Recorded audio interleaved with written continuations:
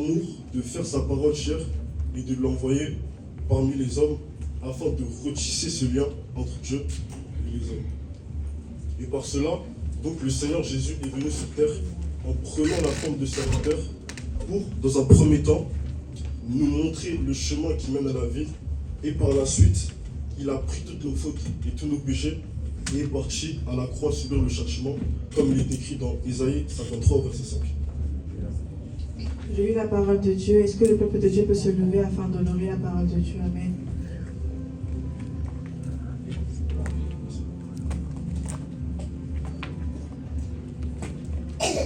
Ésaïe 53, verset 5. Mais il était blessé par nos péchés, brisé par nos iniquités. Le châtiment qui nous donne la paix est tombé sur lui. Et c'est par ses meurtrissures que nous sommes guéris. Amen. Amen. Amen. Est-ce qu'on peut acclamer la parole du Seigneur? C'est-à-dire qu'à cause de son immense amour pour nous, à cause de son immense amour pour nous, Dieu le Père a décidé d'envoyer son Fils unique, le rendant semblable aux hommes et en lui donnant une mission qu'aucun homme ne pouvait accomplir. Et Dieu, sachant cela, a quand même décidé de sacrifier son Fils unique que de plutôt laisser le péché et le prince de ce monde nous rendre esclaves et soumis à sa domination. De même, par cet acte-là, le Seigneur Jésus-Christ nous a donné la capacité de passer de dominé à dominant. Amen. Amen. Il t'a donné d'être dominant sur tes situations. Peu importe la situation que tu traverses aujourd'hui, peu importe les confrontations que tu vas rencontrer dans ta vie, le Seigneur Jésus te dit ce matin, quoi qu'il arrive, mon fils, ma fille, tu restes dominant sur toutes les situations. Amen. Et en fait, ce n'est pas possible que le Seigneur Jésus lui-même ait vaincu ce monde. Là, donc, toutes tes situations, il les a vaincues avant même que tu viennes sur terre. C'est-à-dire qu'il est parti à la croix avec des situations, il a fait mourir des situations à la croix. Et en fait, ce n'est pas possible que cela s'est passé. Ce n'est pas possible que le Seigneur Jésus ait accompli cela et que toi, aujourd'hui, tu te laisses dominer par tes situations. Dans Jean 3,16, il est écrit quoi? Dans Jean 16, verset 33, il est écrit quoi? Jean 16, verset 33. Je vous ai dit ces choses, afin que vous ayez la paix en moi. Vous aurez des tribulations dans le monde, mais prenez courage, j'ai vaincu le monde. Amen. Est-ce qu'on peut acclamer la parole du Seigneur? Amen. Dans ce verset-là, le Seigneur Jésus dit, vous aurez des tribulations dans le monde, mais prenez courage, j'ai vaincu le monde. Et par cela, il veut dire qu'un chrétien va forcément, au cours de sa vie, rencontrer des difficultés. Alors, peu importe les difficultés que nous allons rencontrer, car moi je peux rencontrer une difficulté que par exemple la sœur Eunice ne va pas rencontrer, mais qu'elle va rencontrer une difficulté que moi je ne vais pas rencontrer. Et par cela, le Seigneur Jésus nous dit, plutôt de dire, peu importe ce qui t'arrivera, crois en moi, car moi j'ai vaincu ce qui t'arrive aujourd'hui. Amen. Et donc, si celui qui vit en toi te dit aujourd'hui, j'ai vaincu ta situation, si celui qui vit en toi te dit aujourd'hui, j'ai vaincu tes problèmes financiers, si celui qui vit en toi ce matin te dit, j'ai vaincu ta maladie, quelle puissance ont Satan et ses démons pour te faire croire que ces situations-là sont au-dessus de toi? Yes. Quelle puissance ont Satan et ses démons pour te faire croire, pour te faire penser que ces situations-là sont au-dessus de toi? Ils n'ont aucune puissance, car le Seigneur Jésus, allant à la croix, mourant et ressuscitant, les a dépouillés de leur puissance. Il les a dépouillés de toute puissance, qui fait que, en fait, cette puissance-là qui les a dépouillés, il t'a donné à toi la puissance d'être au-dessus d'eux. Amen.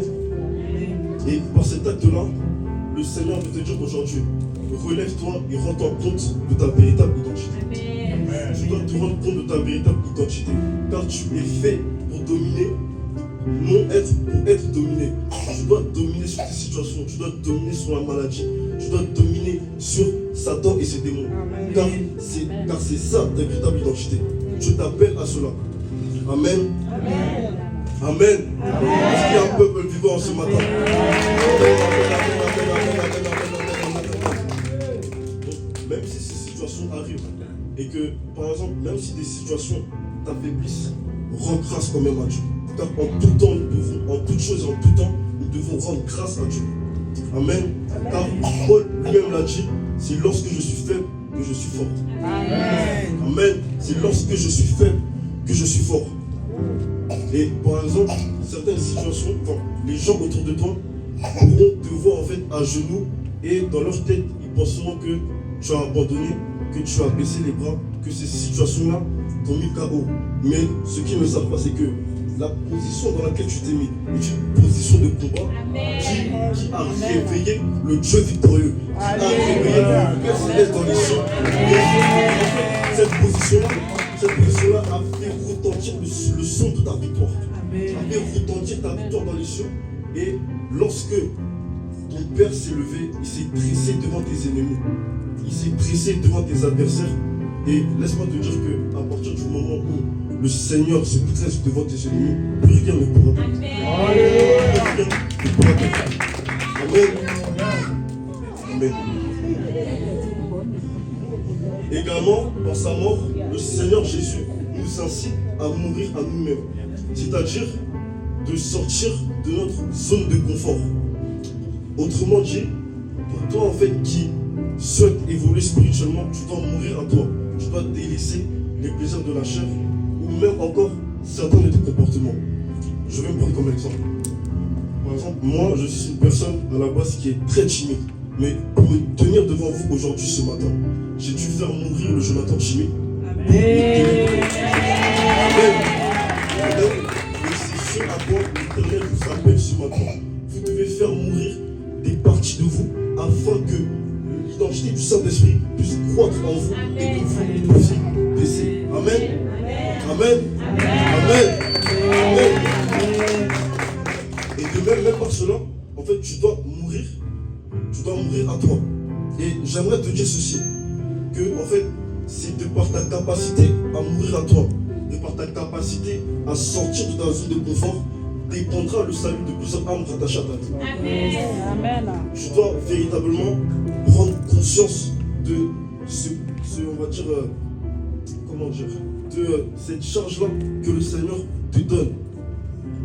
De toi, des nations sortiront. De toi, des évangélistes sortiront. De toi, des apôtres sortiront. De toi, des prophètes sortiront. Alors, réveille-toi. Tu dois véritablement prendre conscience de ton identité. Tu dois te lever et tu dois véritablement chercher le Seigneur, chercher la face du Seigneur. Amen. Tu dois mourir à toi pour permettre à des âmes mortes d'avoir la vie. Amen. Et le Seigneur Jésus nous l'a démontré en mourant lui-même. C'est parce qu'il est mort qu'aujourd'hui nous avons la vie. Amen. Et que nous dit Matthieu 10:39. Celui qui trouvera sa vie la perdra, et celui qui perdra sa vie à cause de moi la retrouvera. Amen. Est-ce qu'on peut acclamer la parole du Seigneur? Alors, j'aimerais te dire ceci. Celui qui vit en étant mort aura la vie, mais celui qui vit en étant vivant aura la mort. Amen. Amen. Tu dois mourir à toi, tu dois mourir en ayant la vie en toi, mais tu ne dois pas mourir en étant déjà mort. Ça, ce n'est pas possible. Tu dois mourir en ayant la vie en toi, c'est-à-dire que en fait, c'est le Seigneur Jésus-Christ qui doit vivre en toi. Et toi, tu dois mourir. Amen. De même, le Seigneur Jésus-Christ est mort sur la croix et a décidé en fait de donner son corps pour toi parce qu'il t'a aimé afin que toi, tu n'aies pas besoin de donner ton corps pour qu'on puisse t'aimer. Amen. Amen. Je vais répéter. Le Seigneur Jésus-Christ est mort sur la croix. Il a décidé de donner son corps pour toi parce qu'il t'a aimé afin que toi, tu n'aies pas besoin de donner ton corps pour qu'on puisse t'aimer. Amen. Amen. On va aller encore plus loin. Ceci dit, les gens ont réclamé le corps de Jésus. Pourquoi? Parce qu'ils ne l'aimaient pas. Ils ont réclamé son corps parce qu'ils ne l'aimaient pas. Et ce passage-là s'adresse un peu plus à la jeunesse. Nous devons véritablement garder nos corps pour le Seigneur. Amen. Nous ne devons pas en fait donner nos corps pour être aimés. Si un homme ou une femme te demande ton corps pour que tu puisses avoir accès à son amour fluide. Amen. Si un homme ou une femme ardemment fuir. Car nous devons fuir l'impudicité. Amen. Fuyons l'impudicité et gardons-nous pour le Seigneur. Gardons notre corps pour le Seigneur. Amen. Amen. Amen. Amen.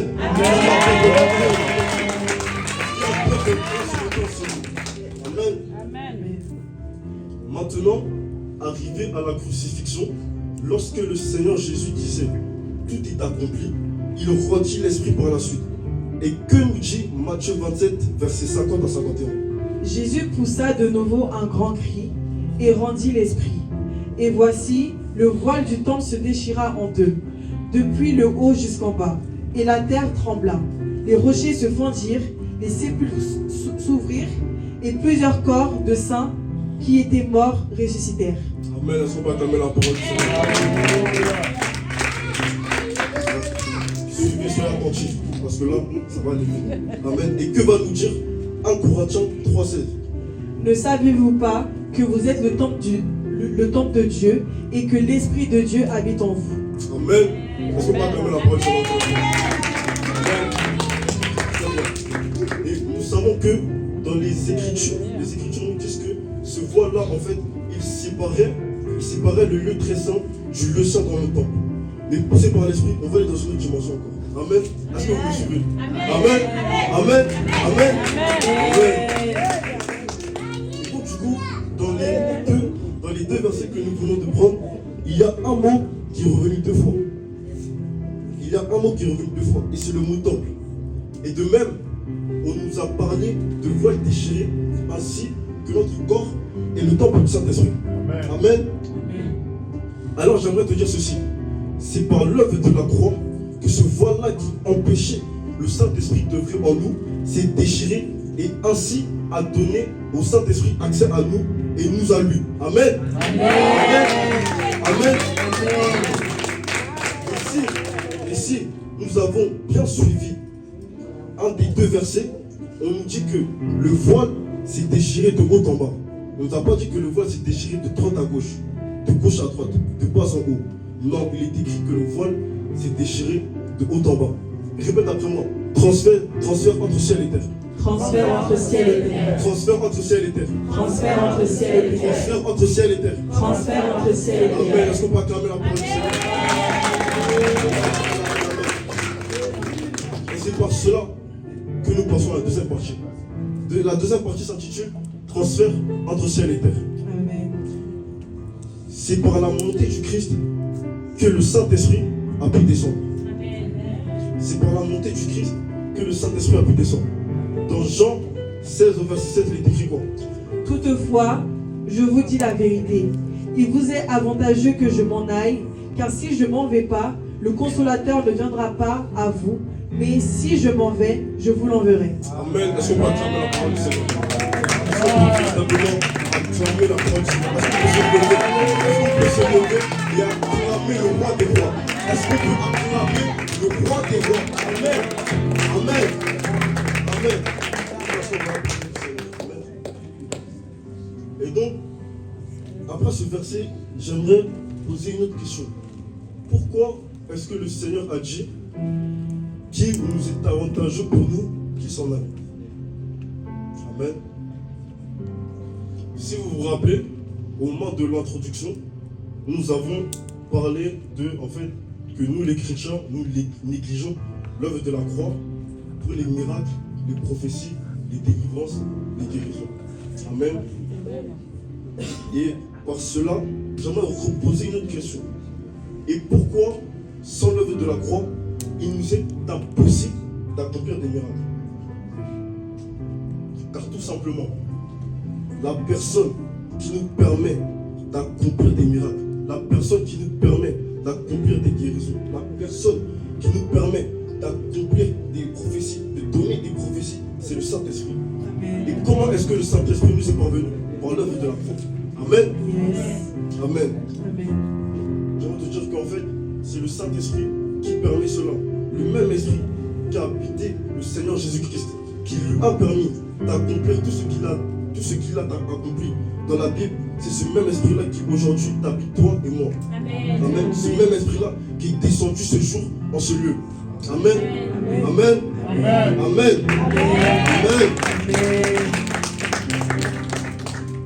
Et de même dans la parole, le Seigneur lui-même, Jésus, a dit que en fait, nous pourrions accomplir de plus grands miracles que lui-même, à condition que nous acceptons véritablement le Saint-Esprit. Nous laissons véritablement le Saint-Esprit nous utiliser, nous transcender et faire de nous ce qu'il veut. Amen.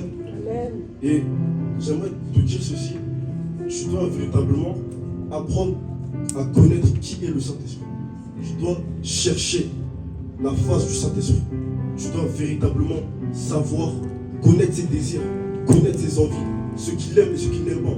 Car le Saint-Esprit, ce n'est pas qu'un esprit, ce n'est pas qu'un esprit, c'est une personne aussi. Le Saint-Esprit n'est pas qu'un esprit, n'est pas qu'une divinité, c'est une personne aussi. C'est-à-dire qu'en fait, tu dois, lorsque tu entres dans ton lieu secret, et même pas que dans ton lieu secret, dans la vie de tous les jours, tu dois être en communication constante avec le Saint-Esprit. Tu dois lui parler comme si tu parlais à ton ami. Tu dois lui parler comme si tu parlais à ta femme ou à ton mari. Parce que le Saint-Esprit, lorsque tu es dans sa présence, tu ressens une paix vivante. Lorsque tu es dans sa présence, tu ressens un amour sincère. Lorsque tu es dans sa présence, tu ressens une consolation véritable. Amen. Amen. Amen. Amen. Amen. Amen. Et de même, j'aimerais avancer sur un autre fait qui est la présence. Et j'aimerais dire ceci, ce n'est pas la présence qui change. Ce n'est pas la présence du Saint-Esprit qui va changer ton cœur. Et malheureusement, j'ai remarqué dans cette génération, le critère premier pour choisir une église, c'est est-ce que dans cette église, la présence de Dieu est forte? Si oui, ok, je m'en vais là-bas. Je m'en vais là-bas, pourquoi? Parce que la présence de Dieu est forte. Chaque dimanche, on voit les gens tombent. Chaque dimanche, on voit l'adoration, c'est fort, la louange, c'est fort. Donc, je m'en vais là-bas. Et ça, c'est une erreur. C'est une erreur. Pourquoi? Parce que, comme exemple, je peux être dans une pièce avec la sœur Esther. J'ai des informations, moi, qui, elles, lui permettront d'évoluer, qui, elles, lui permettront d'avancer. Mais si la sœur Esther reste dans son coin et que moi, je reste dans mon coin, sachant que c'est moi qui ai les informations pour qu'elle, elle puisse avancer. Mais si la sœur Esther reste uniquement dans ma présence, est-ce que la sœur Esther ressortira avec des informations qui lui permettront d'évoluer? La chose que la sœur Esther doit faire, c'est lorsqu'elle est dans ma présence, elle doit m'approcher et me demander les informations qui lui permettront d'avancer. Autrement dit, tu peux être dans la présence du Saint-Esprit sans pour autant changer. Tu peux passer au moins 5 heures dans la présence du Saint-Esprit sans pour autant changer. La chose qui fait changer, la chose qui fait évoluer les cœurs, ce sont les informations. Tu dois véritablement chercher les informations. Le Seigneur nous a disposé des serviteurs qui sont véritablement loin par le Seigneur, qui sont véritablement en fait utilisés par le Seigneur. À toi qui cherches l'évolution, à toi qui veux évoluer, tu dois véritablement t'approcher d'eux pour prendre les informations qu'ils ont. Ils ont des informations qui te permettront d'évoluer. Et toi-même, lorsque tu entres dans ton lieu secret, dans la présence du Saint-Esprit, tu dois lui demander aussi des informations. Amen. Car le but, c'est d'évoluer spirituellement et non de stagner. Amen. Le but, c'est d'évoluer spirituellement et non de stagner. La présence du Saint-Esprit est une présence qui fait du bien, qui te permettra d'évoluer, qui te permettra de prendre les bonnes décisions. Car oui, lorsque tu te laisses guider par le Saint-Esprit prend les choix à ta place. Amen. Amen. Des fois, nous prenons des choix qui, en fait, nous affaiblissent nous-mêmes, qui nous font reculer nous-mêmes. Alors que lorsque nous prenons compte de ce que le Saint-Esprit veut, lorsque nous mettons de côté notre envie et que nous allons chercher la volonté du Saint-Esprit, c'est en fait dans ce mouvement-là que nous rentrons dans la volonté du Seigneur. Amen. Il est important que nous puissions chercher à connaître la volonté du Seigneur. Amen. Amen. Amen. Amen. Amen. Amen. Acte 2, versets 1 à 4. Le jour de la Pentecôte, ils étaient tous ensemble dans le même lieu. Et tout à coup, il vint du ciel un bruit comme celui d'un violent coup de vent. Et il remplit toute la maison où ils étaient assis. Et il leur apparut des lampes comme de feu qui se partagèrent. Et il se posa une sur chacune d'eux. Et ils furent tous remplis du Saint-Esprit. Et ils se mirent à parler en d'autres langues, selon que l'Esprit leur a donné de s'exprimer. Amen. Est-ce qu'on peut acclamer la parole du Seigneur? Et donc, par ce verset-là, en fait, on comprend que les apôtres, le jour de la Pentecôte, c'est-à-dire ce jour-là d'aujourd'hui, ce jour béni par l'Éternel, les apôtres étaient réunis dans une chambre haute, en attendant la promesse que le Seigneur Jésus leur avait faite. Lorsqu'il a dit, je m'en vais au Père, mais je vous enverrai l'Esprit consolateur. Je vous enverrai l'Esprit de paix. Je vous enverrai l'Esprit d'amour. Je vous enverrai l'Esprit de guérison. Je vous enverrai l'Esprit de puissance. Et c'est par cela, c'est par cette information que les apôtres se sont réunis dans la chambre haute en attendant la venue du Saint-Esprit. Mais est-ce qu'ils ont attendu en étant en fait, comment dire, en étant en ne faisant rien, ou bien en étant en mouvement? Et donc, j'aimerais te dire ceci. Ne sois pas, tu dois être acteur de la présence du Saint-Esprit. Ne sois pas passif. Voilà, merci. Ne sois pas passif, mais sois acteur de la présence du Saint-Esprit. Car les apôtres n'ont pas attendu les bras croisés. Ils ont commencé à prier. Ils ont prié. Ils ont cherché véritablement la face du Saint-Esprit. Ils ont cherché véritablement la promesse faite du Seigneur Jésus. Ils l'ont cherché. Et lorsqu'ils ils vont tellement chercher qu'arrivé à un moment donné, on nous dit quoi dans la parole? On nous dit que tout à coup, il vint du ciel un bruit comme celui d'un vent impétueux. Et il remplit toute la maison où ils étaient assis. Des langues semblables à des langues de feu leur apparurent, séparées les unes des autres, et se posèrent sur chacun d'eux, et ils furent remplis tous du Saint-Esprit. Amen. Alors tu dois être véritablement actif dans la présence du Saint-Esprit. Car le Saint-Esprit a des choses à te donner. Le Saint-Esprit a des choses à te passer. Et le Saint-Esprit, en fait, il révèle des capacités que nous-mêmes, nous ne savons pas que nous avons. Amen. Le Saint-Esprit peut te révéler des capacités que tu ne sais pas que tu as. Car beaucoup, en fait, vous pensez être timide, vous pensez être gêné quand il y a beaucoup de monde. Mais cela, c'est faux. La preuve, je suis la preuve même. Amen.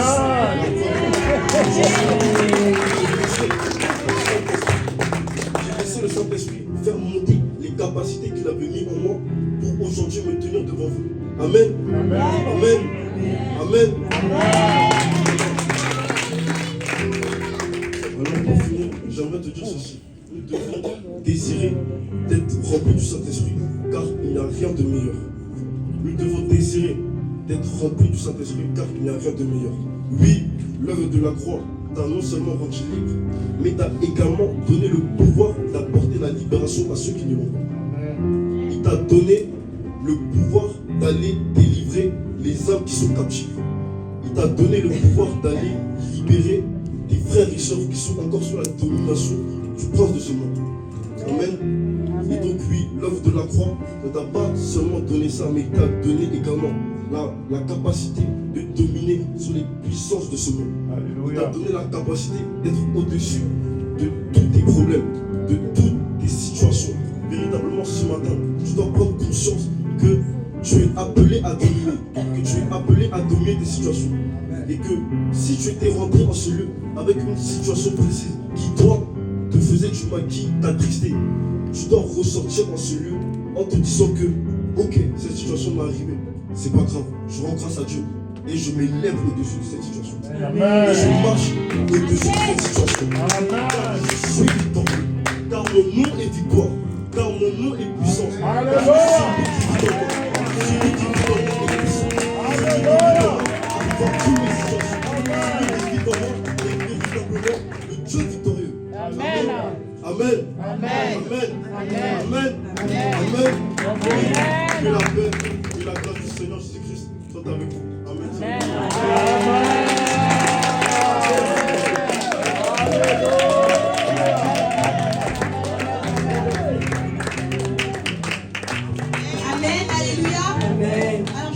demander de vous lever afin de pouvoir acclamer pour la parole que le Seigneur a.